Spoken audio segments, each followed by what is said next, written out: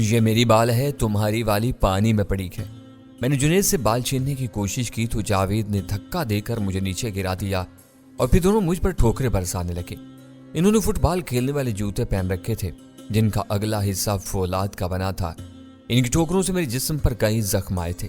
جیسے ہی مجھے موقع ملا میں نے جاوید کی ٹانگ پکڑ کر مروڑ دی اور جنید کی رانوں کے درمیان لیٹے لیٹے ایسی لاج چمائی کہ وہ وہیں لوٹ پوٹ ہونے لگا۔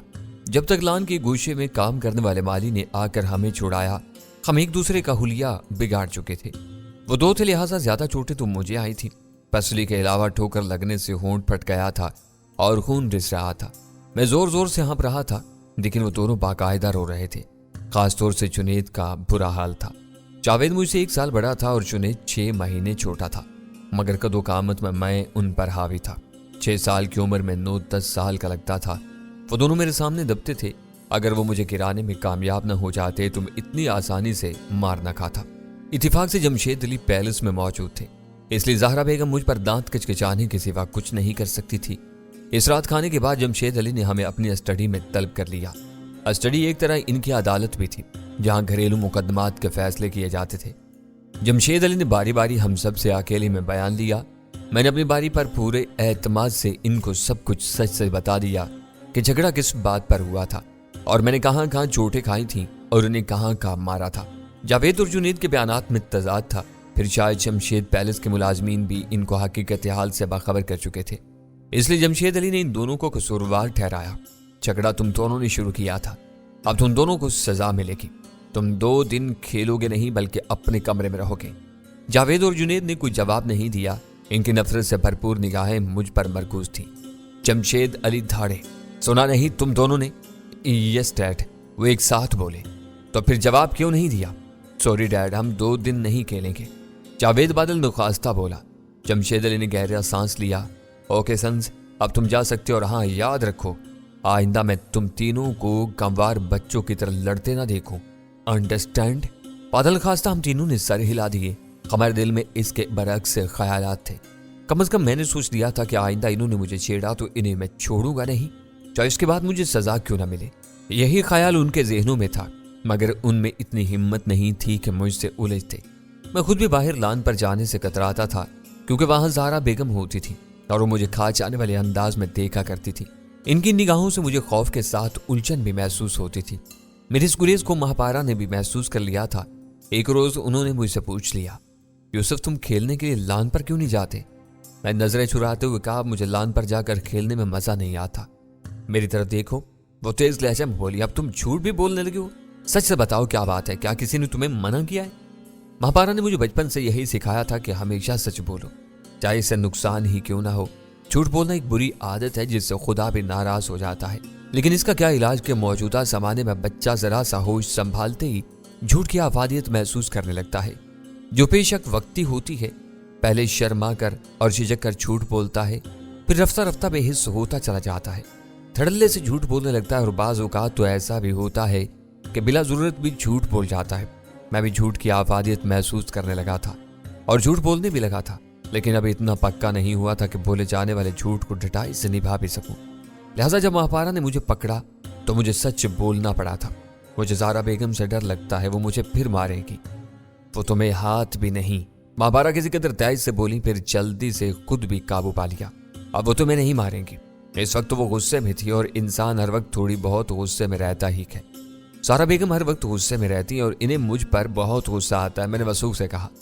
مہاپارا نے مجھے یقین دلانے کی کوشش کی کہ ایسی کوئی بات نہیں تھی، لیکن اپنے لہجے کے کھوکھلے پن کا انہیں خود بھی احساس تھا۔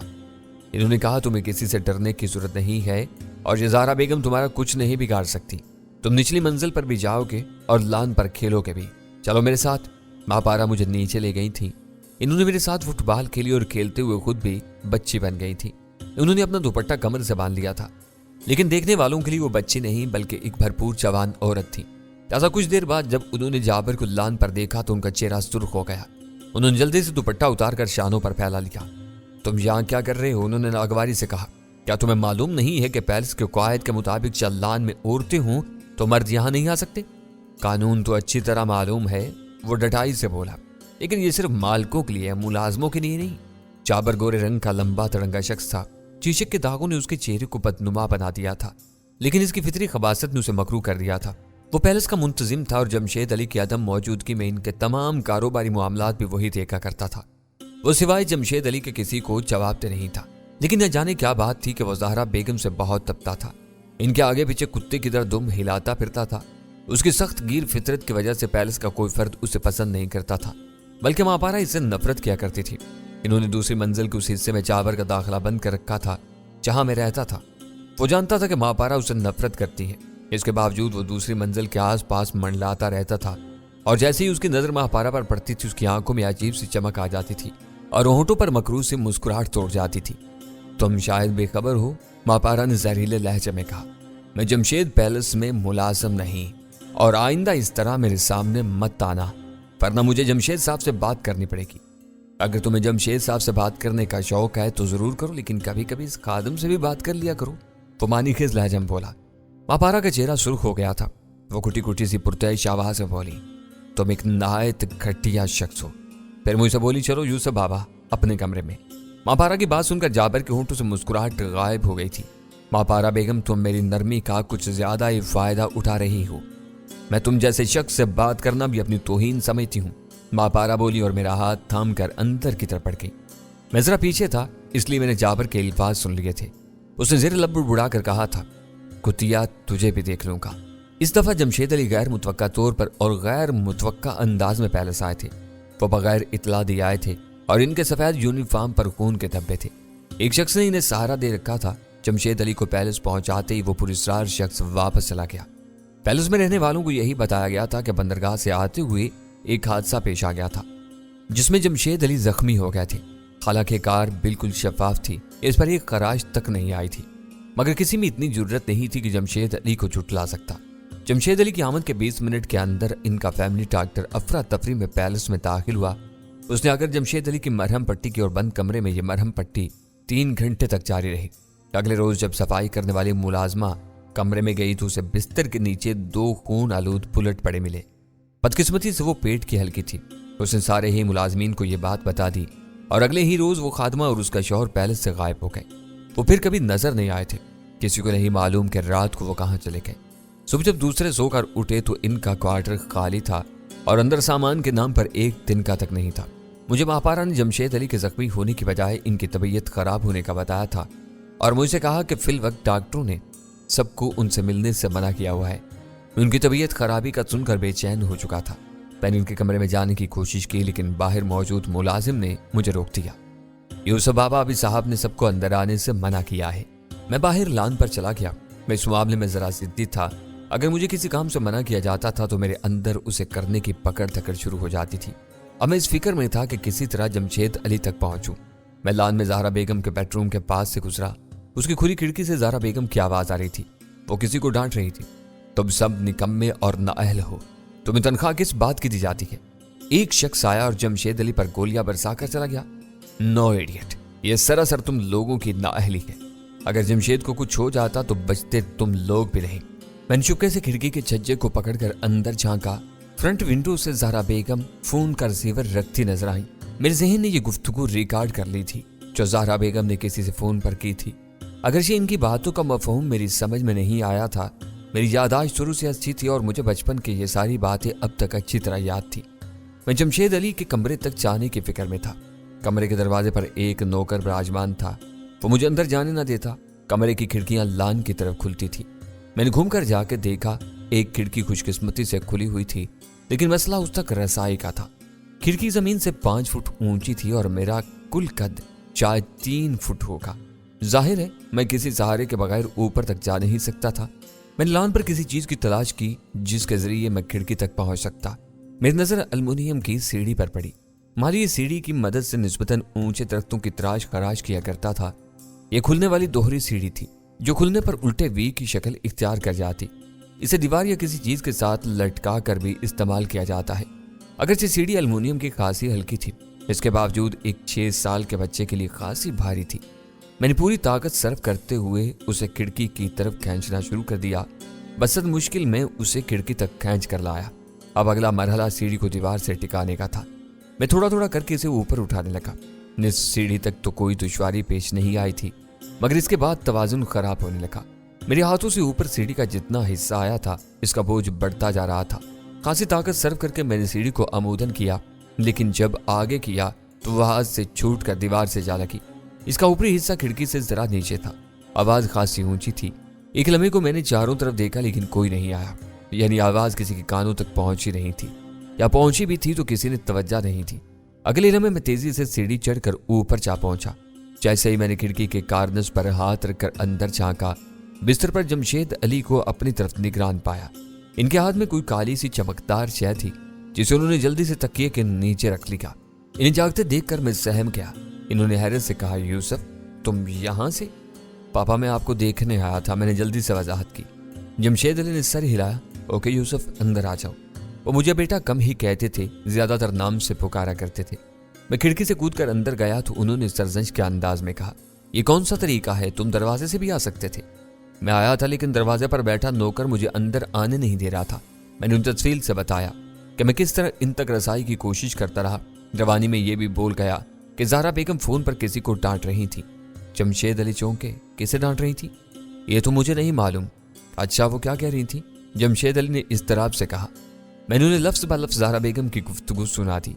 पहले तो उन्होंने हैरत से मुझे देखा, तुम्हें यह सब याद हो गया? और फिर सोच में गुम हो गए। इसी लम्हे ज़हरा बेगम अंदर आई और मुझे देखकर उनकी आंखें हैरत से खुली रह गई। ये कैसे अंदर आया? क्यों, क्या तुमने इसे रोकने का कोई बंदोबस्त कर रखा है? जमशेद अली तंजिया लहजा में बोले।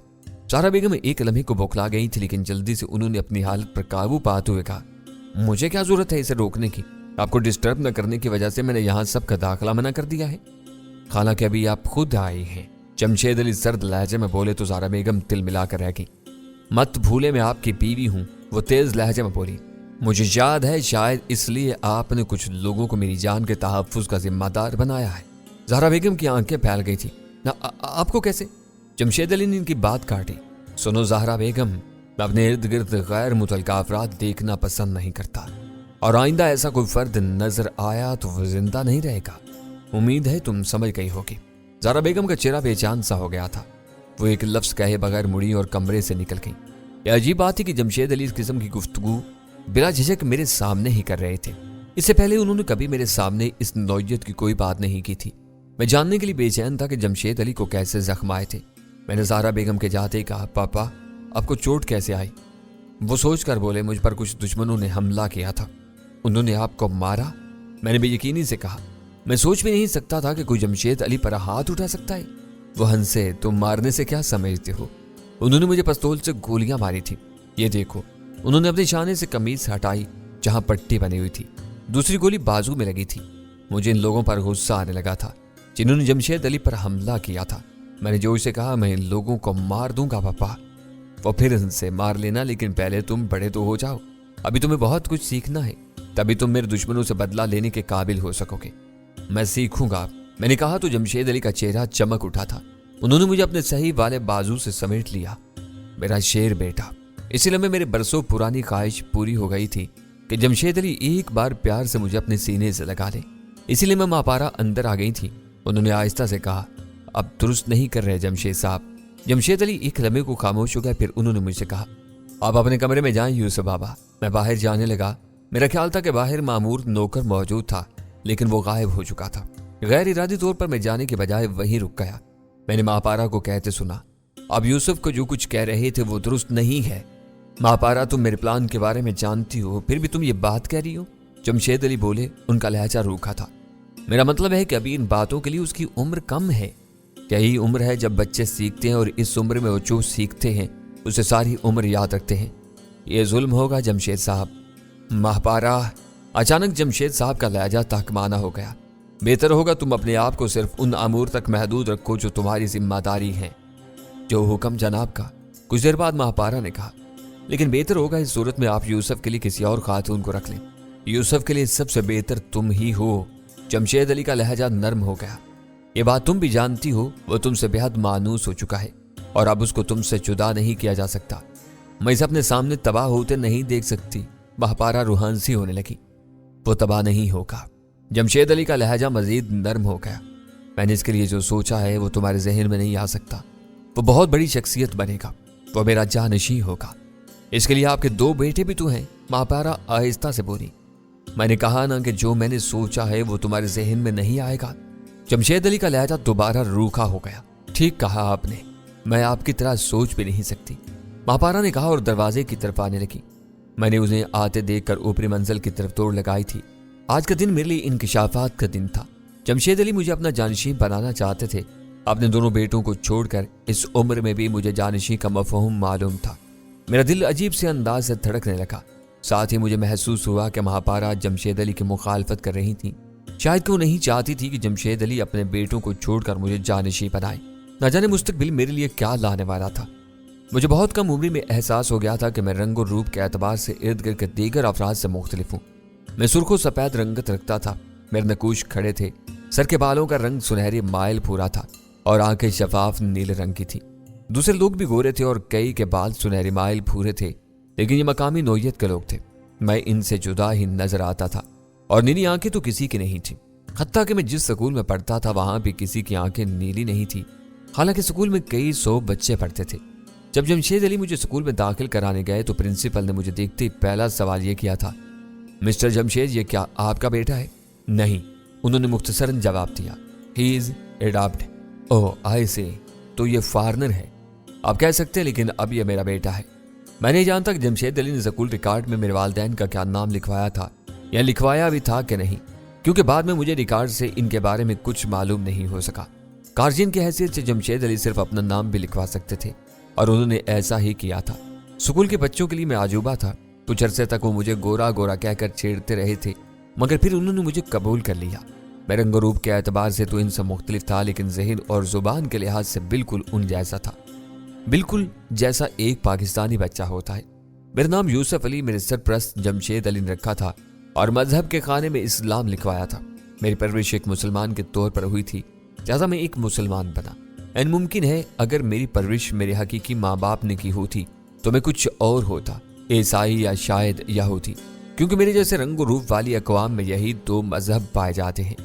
بچہ پانی کسی فطرت رکھتا ہے، جس سانچے میں ڈالو ویسا ہی ہو جاتا ہے۔ لہٰذا آج میں ایک مسلمان ہوں تو اس لیے کہ میری پرورش پاکستان میں اور مسلمانوں کے درمیان ہوئی۔ میرے آباء و اجداد کہیں کے بھی ہوں اور میں بظاہر مقامی پاکستانی مسلمانوں سے کتنا ہی مختلف کیوں نہ ہوں، ذہنی طور پر میں اتنا ہی پاکستانی اور مسلمان ہوں جتنا کہ مقامی باشندہ ہو سکتا ہے، جس کے آباء و اجداد اس سرزمین پر بستے ہوئے آئے ہیں۔ مجھے دھرتی سے ان جیسا ہی لگاؤ ہے۔ اسلام ایک ایسا مذہب ہے جو رنگ و نسل کے تمام تر تعصبات مسترد کر دیتا ہے۔ یہی وجہ ہے کہ محمد علی اور برطانیہ کا سابقہ پاپ سنگر یوسف علی بھی اتنے ہی مسلمان مانے جاتے ہیں جتنے کہ خادم الحرمین شریفین شاہ فہد۔